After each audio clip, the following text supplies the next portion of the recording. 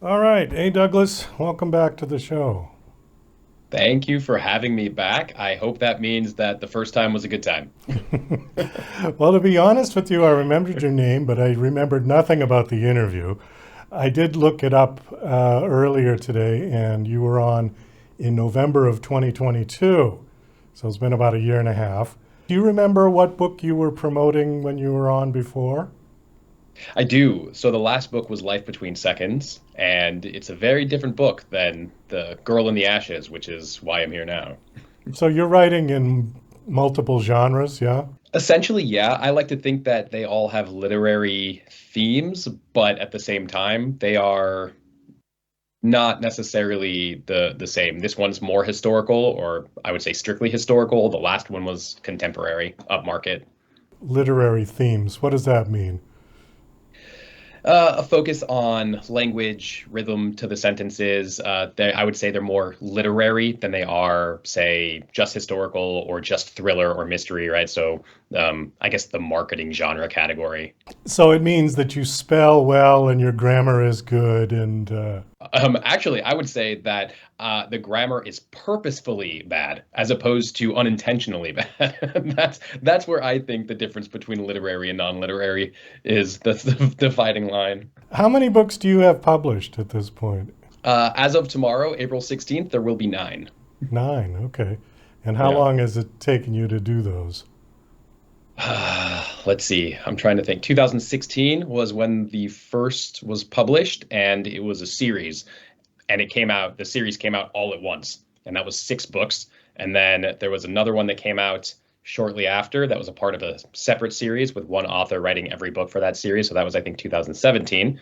And then 2022 was Life Between Seconds, and now Girl in the Ashes. So it took I'm a writer. I don't do math. So what is that? 8 years for all of them to be published so far? So have you always been a professional author? I hate to use that term, but in other words, you're making your living out of writing in not doing something else on the side.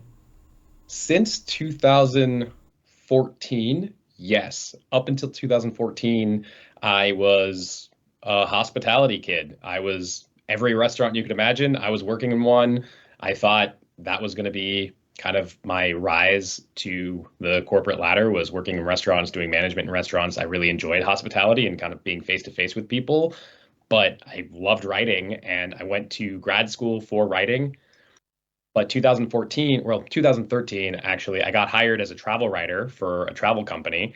And by 2014, I figured out how I can manage making it my full-time gig and became kind of a freelance travel writer while doing the novel writing on the side. And so I still am a travel writer and I novelize on the side, but I still am a full-time writer. So travel writing, do you actually travel? You get paid to travel and write about hotels and restaurants? A little bit. I did most of my traveling when I was younger, and I call from that experience to perform the articles that I generally do now, and it's in more of a marketing capacity for this particular company and trying to give advice, information, best places to go, best time to go based on my experience. And then if I haven't been there, research, talking with people, talking to travel experts in that space to make sure we're giving the quality advice. Less hotel experience, mostly because the places I was staying when I did my traveling was far far less grand than the than the people I'm talking to now and the travel experiences we want them to go on. But when I do travel, it is most often through this company, and so the experiences are far more elevated than what I did when I was in my 20s, early 30s. Probably when you were traveling, uh, doing travel vlogs was probably in its infancy. Now everybody and their dog is taking a GoPro with them every time they go on vacation. Yeah, and you know what? If the dog is the GoPro, you have a better chance of people paying attention. I agree. I've seen some people who strap them on the dog, and the dog perspective are real interesting. I always Oh thought, yeah. you know what? I do remember now those things on your wall. Last time I asked Oh you if they yeah. were sea urchins. Yeah, They are called urchins, but they are not from the sea. They're just metal prongs that I have, since the last time we spoke, I have stopped hitting my head on them. Well, I just remember scuba diving and seeing a lot of those on Oh the man. on the floor and being very careful not to step down on them. Yeah, that is very important. I mean, luckily it's just my head that's in danger of these ones, as opposed to my feet and all of the poison that comes with stepping on one. So, do they do anything? Do they light up or spin around or anything? No. No, they are strictly decorative, standing still and making sure that I remember they are there. Actually, I pretty much just put a dresser right underneath, so it really forces me to stay away. Oh, well, okay. That's good. You've got a barrier, like a guardrail. Well, let's pivot over to your book. So, your latest book is called Girl in the Ashes, and this is about World War II. Correct. It takes place in occupied Paris during World War II, and it follows a little bit of a off-kilter perspective. So rather than just being someone in occupied Paris, it follows a serial killer in occupied Paris who's using the chaos to hunt for her next prey. Is this historical fiction or just complete fiction? Little of both. So it takes on the real events, and there was actually a serial killer in Paris in World War II who I kind of hid a little Easter egg or two inside for those who might know about this person. But other than that, the character and characters that I follow, or that the reader follows in the book, are made up. Can you give us a synopsis that won't be too much of a spoiler, just sort of an overview?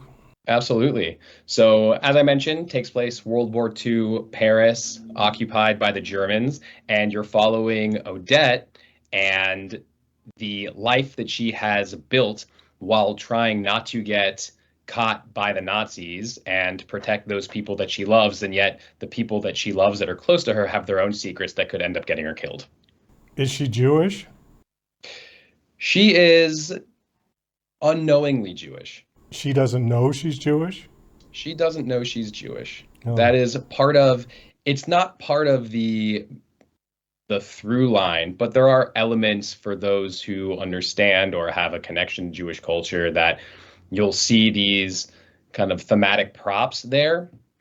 But anti-Semitism has been a constant throughout the world for 2 millennium, and or even longer than that, for 5.5 millennium. So it's not uncommon for people, especially when the anti-Semitism heightens, to hide aspects of their Judaism if they can. If it's not a physical trait, then they can hide, a prop, whether it's candles or particular wine glasses or things. It's easy. Those are things that are private and easy to hide and protect yourself against. So those are elements that you find kind of woven throughout her private home, as opposed to her trying to hide her specific Judaism or outward Judaism from everybody around her. It's strange because I just had this person on just a couple of days ago who wrote a book series on World War II. It's just funny that they're coming all sort of together. And we got into the conversation about anti-Semitism, and it seems to come in cycles. And we're going through one right now where there is a lot of anti-Semitism showing up. In fact, just right now as we speak, there's some huge blockade on the Golden Gate Bridge with pro-Hamas, pro-Gaza, anti-Israel, whatever you want to call them. I suppose I don't want to get too heavy and philosophical with this, but why do you think there has been so much anti-Semitism throughout the last 2 millennium? Yeah, I mean, that's part of it. With any difference in culture, you automatically have the fear of the other that comes along with it. And that's been part of the Jewish story since its inception, this idea that they are different, they do things differently, and therefore they're not us, and therefore they can't be trusted. I mean, if you look at anti-Semitism throughout medieval times and then the creation of the ghettos and that idea of, well, they don't eat pork, so and because they're separate and they're not getting sick because they're not doing things that make us sick, we immediately can assume that they are the ones making us sick. And that's part of the process. And then even through even through assimilation, whether it was assimilation in Russia or assimilation in Germany or assimilation in the United States, it's never enough. And this is with, again, the differences in culture as opposed to specific to Judaism. It's just that it's easy to see that in the Jewish community currently out there. It's even when you're sitting there being, we have assimilated, we are still considered other because we are not part of the white Christian organization that has established America, or at least the myth of America and those types of things, or however you want to say it. It's just part of that same process. And then Israel, that conversation of what's currently going on can get into deep philosophy and also a lot of argumentation on either side. And so, no, there's no one comment you can make, and no, there's no one headline that will encompass everything, and you're going to get backlash no matter which side you take. But it is a matter of a Jewish state being a Jewish state, and therefore everything entangled within that, and all of the anti-Semitism in the world becomes part of that, whether it's intentional or not. And so every argument against Israel can then be used as an argument of anti-Semitism, whether it's supposed to be or not, which then makes it a lot messier. And so we come to this current point where is the conversation around Gaza simply anti-Semitism, or is it an actual argumentation against what the Israeli government is doing, but because it's entangled with the Jewish state, it becomes anti-Semitism? It's really layered and nuanced, but we're so divided in the world today because of different affiliations that the nuance is difficult to actually talk about, because everybody just kind of wants to scream into the void but still be heard. And I hope that makes sense. It makes perfect sense. In fact, it kind of... What is that? I live next to a train track, and the train decided to come right by. Oh, wow. That was loud. I thought, it was like your phone ringtone or something like that. That would be an interesting choice for a ringtone if I decided to have it be a train coming through. Well, where do you live? Are you in New York City or? No, I live on the outskirts of Los Angeles County, and it's just about 7 times a day the train decides to come by, and then one time we get the nice freight train that shakes the whole house. It's a kind of a My Cousin Vinny experience. Oh, that's amazing. Yeah. Well, I'm going to leave that in because that was a good. It was like the cockatoo in Citizen Kane. It's there to wake up the audience. Make sure they're paying attention. Make sure they're paying attention, right. Well, one of the questions that I always had, and then we're going to kind of have to wrap this up, but just to respond to what you said, was this notion of if I'm anti-Israeli government, does that make me an anti-Semite? Because there is that difference where people have said, well, I don't like what Israel does, blah, blah, blah, but I'm not an anti-Semite. Where other people have said, if you don't support Israel, you're automatically an anti-Semite. Right. And that's, again, it comes back to that nuance. And it's not necessarily one or the other, because I, being Jewish, do not agree with the Israeli government, especially currently. And yet, does that make me anti-Semitic? No, the majority of Israelis don't agree with the Israeli government currently, nor have they for a portion of time.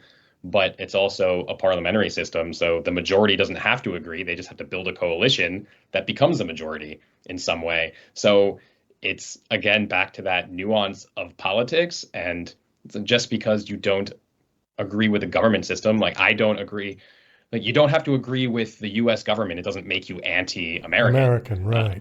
Exactly. Right. And so why does it strictly apply to that one state? And again, it's entangled because it's a Jewish country. All of a sudden, if you disagree with it, it becomes anti-Semitic because of that entanglement, which lacks any sense of nuance at all. And nuance is needed in these hard conversations. Hard conversations need to happen, and you can't have them if everybody just thinks that there's one giant cap that you can fit on everything with one sentence that fits it all. And that's part of the problem. People want it to be easy, and it's not. Well, that's a good point. And I think on that, we're going to have to wind this down. The new book is called Girl in the Ashes. My guest is Douglas Weissman. Do you have a website that you want to give out? Absolutely. It is douglasweissman.com. So easy to find me. I have a big picture of my face on it, so you'll know it's me. All right, Douglas. Well, always a pleasure to have you on the show. Best of luck with the book. I hope it does well. I appreciate it. Me too. And it's always great to be here.